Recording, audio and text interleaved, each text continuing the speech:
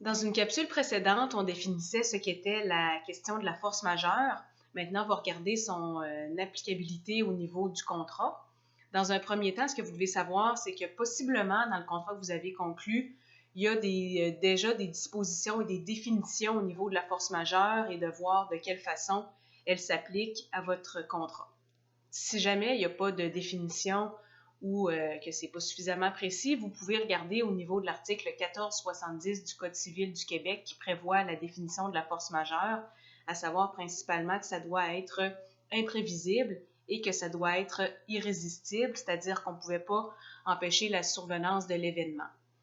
Alors, généralement, lorsqu'on va souhaiter invoquer la force majeure dans le cadre d'un contrat, c'est pour être délivré de sa propre obligation. Alors, on s'était engagé à faire quelque chose, soit un service, soit donner un bien, pour une raison qui est liée, dans notre contexte actuel, à la pandémie. On n'est pas en mesure de répondre à nos obligations, alors on va invoquer la force majeure pour pouvoir être ce qu'on appelle exonéré, ne pas avoir à remplir notre obligation.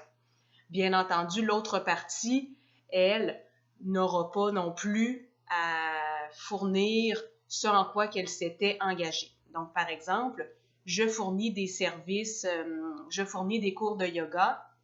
Bon, ben, si je souhaite invoquer la force majeure parce que le gouvernement Legault a exigé la fermeture de mon école et que je ne peux dispenser les cours, bien évidemment, si jamais il y a certains cours qui avaient été payés d'avance par mes clients et que je ne peux pas dispenser ces cours-là, je devrais rembourser à mes clients les cours non dispensés.